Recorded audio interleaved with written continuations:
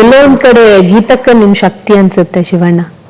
100% ಅದೇನು ಅದ್ರ ಡೌಟೇ ಇಲ್ಲ.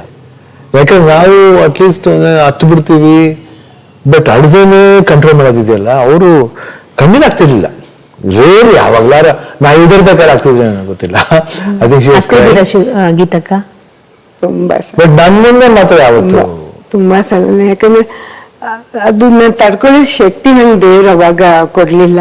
ಅದಾದ್ಮೇಲೆ ಇವಾಗ ನಾನು ಹಿಂಗಾದ್ರೆ ನಿವೇದಿತಂಗೆ ಗೊತ್ತು, ಅವಳಿಗೆ ಎಷ್ಟು ಕಷ್ಟ ಆಗುತ್ತೆ. ಆಮೇಲೆ ನಿಶುಗ್ ಹೇಳಿದ್ವಿ, ಅವ್ರಿಗೆ ಹೇಳಿದ್ಮೇಲೆ ನಿಶುಗ್ ಹೇಳಿದ್ವಿ. ಆಮೇಲೆ ಮನಸ್ಸನ್ನ ತುಂಬಾನೇ ಗಟ್ಟಿಯಾಗಿ ಇಟ್ಕೊಂಡ್ವಿ. ಯಾಕಂದ್ರೆ ನಾವು ಧೈರ್ಯ ಇಲ್ಲದೆ ಮುಂದೆ ಹೋದ್ರೆ ಅಮ್ಮ ಏನೂ ಸರಿ ಆಗಲ್ಲ. ಆಮೇಲೆ ಪಾಸಿಟಿವ್ ಥಿಂಕಿಂಗ್, ನಾನು ಯಾವಾಗ್ಲೂ ಅಷ್ಟೇ ಅದನ್ನ ನೆಗೆಟಿವ್ ಥಾಟ್ ನನ್ನ ಮೈಂಡಿಗೆ ಬರ್ದೇ ಇರಂಗ್ ದೂರ ಇಟ್ಟಿದ್ವಿ ನಾವು ಅದನ್ನ.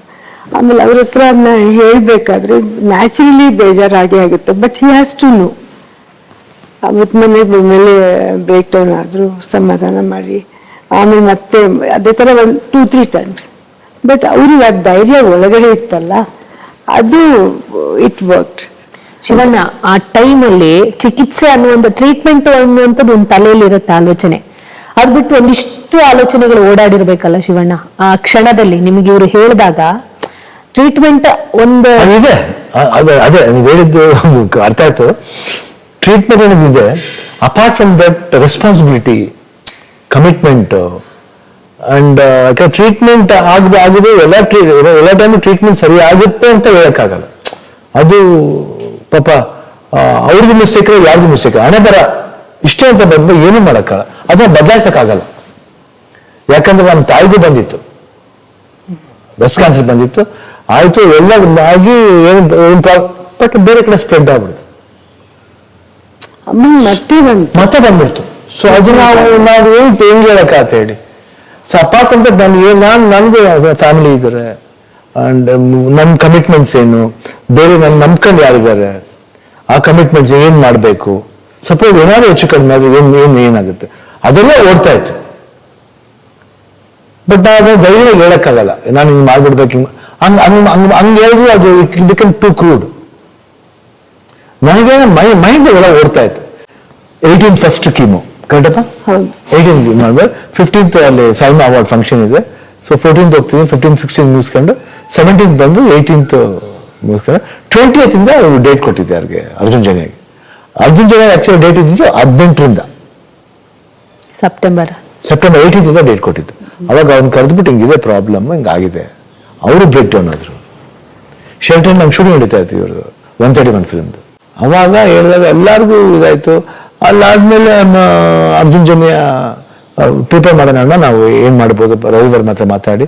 ಆಮೇಲೆ ನಾ ಹೇಳಿದೆ, ಏನು ಚೇಂಜ್ ಮಾಡೋಕೋಗ್ಬೇಡಿ, ಕ್ಲೈಮ್ಯಾಕ್ಸ್ ಹಂಗೇ ಬೇಕು, ಎಷ್ಟೇ ಕಷ್ಟ ನಾನು ಮಾಡೇ ಮಾಡ್ತೀನಿ ಅಂತ ಆ ಒಂದು ಇದು ಕೊಟ್ಟೆ. ಅದಾದ್ಮೇಲೆ ಅಲ್ಲಿ ಫೈಟಿಂಗ್ ನಡೀತಾ ಇದೆ ಅವತ್ತು. ಅಲ್ಲಿ ಹೋದಾಗ ಫೈಟ್ ಮಾಸ್ಟರ್ ಮಾಡ್ಬೇಕಾ, ಇಲ್ಲ ನಾನು ಮಾಡ್ತೀನಿ, ನೀವು ಅದೆಲ್ಲ ಥಾಟ್ ಇಟ್ಕೋಬೇಡಿ, ಡೋಂಟ್ ಮೇಕ್ ಮೀ ಕಾನ್ಶಿಯಸ್, ಬಿಟ್ಬಿಡಿ ಅದನ್ನ. ಅದಾದ್ಮೇಲೆ ಮಾಡಾದ್ಮೇಲೆ ಬಂದು ಸೈಮಾ ಅವಾರ್ಡ್ಗೆ ಹೋಗ್ಬಿಟ್ಟು ಬಂದು 17th 18th first chemo attend ಮಾಡಿ 19th ಬಿಟ್ಟು 20th ಇಂದ ಶೂಟಿಂಗ್ ಸ್ಟಾರ್ಟ್ ಮಾಡಿ. ಕಾರ್ಮಿಕರ ಒಕ್ಕೂಟದ ಸಂದರ್ಭದಲ್ಲಿ ನಿಮ್ ತಲೆಗೊಂದು ದಿಂಬು ಬೀಳುತ್ತೆ, ಅಂದ್ರೆ ಮರ ದಿಂಬು ಬ್ಲಡ್ ಕ್ಲಾಟ್ ಆಗುತ್ತೆ. ತುಂಬಾ ಜನಕ್ಕೆ ಎಲ್ಲೂ ಸ್ಪ್ರೆಡ್ ಆಗಿರ್ಲಿಲ್ಲ ಕ್ಯಾನ್ಸರ್ ಇದು ಅಂತ, ಯಾವ ಮೀಡಿಯಾದವರು ಅದನ್ನು ಹೇಳಿರ್ಲಿಲ್ಲ, ಏನು ಹೇಳಿರ್ಲಿಲ್ಲ. ತುಂಬಾ ಜನ ಏನ್ ಅನ್ಕೊಂಡಿದ್ರು ಅದು ಕ್ಯಾನ್ಸರ್ ಅಲ್ಲ, ಅದು ಬ್ಲಡ್ ಕ್ಲಾಟ್ ಆದ ಸಂದರ್ಭದಲ್ಲಿ ಅದೇ ಏನು ತೊಂದರೆ ಆಗಿದೆ ಅಂತ ತುಂಬಾ ಜನ ಅನ್ಕೊಂಡಿದ್ರು. ಅದೇನು ಆರೋಗ್ಯದಲ್ಲಿ ಸಮಸ್ಯೆ ಆಗಿದೆ ಏನು ಶಿವಣ್ಣನಿಗೆ ಅನ್ನೋ ತರ.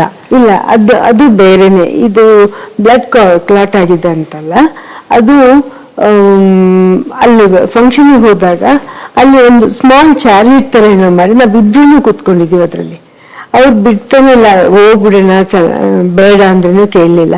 ಸ್ವಲ್ಪ ಅದು ಅಂತ ಅಲ್ಲಿ ಬಂದು ಗೇಟ್ ಹತ್ರ ಬರ್ತಾ ಇದ್ದಂಗೆ ಅಷ್ಟು ದೊಡ್ಡದು ಬಿದ್ಬಿಡ್ತು. ಇಲ್ಲ ಬಿಲೀವ್ ಅಮ್ಮ, ನಾನು ಹಿಂಗ ಜಾಗ ಕಮ್ಮಿ ಇದೆ, ಕ್ರಾಂಪ್ ಅಪ್ ಆಗಿದ್ದೀವಿ, ನನಗ್ ಒಂದು ಕೂದಲಷ್ಟೊತ್ತಾಗ್ಲಿಲ್ಲ. ಅದು ಅವ್ರಿಗೆ ಅದು ಬಿದ್ದ ಮೇಲೆ ಮಲೆ ಹಾಸ್ಪಿಟಲ್ಗೆ ಎಕ್ಸ್ರೇಗೆ ಹೋದ್ವಿ, ಅಲ್ಲಿ ಸ್ಕ್ಯಾನ್ಗೆ.